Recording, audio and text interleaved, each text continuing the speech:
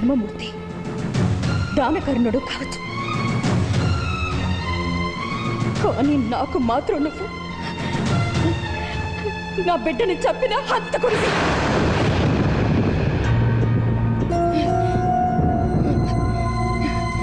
పేగు తెచ్చుకు పుట్టిన నా బిడ్డ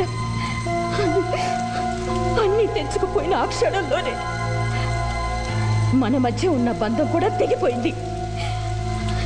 ఈ రోజు నుంచి నీకు నాకు ఏ సంబంధం లేదు.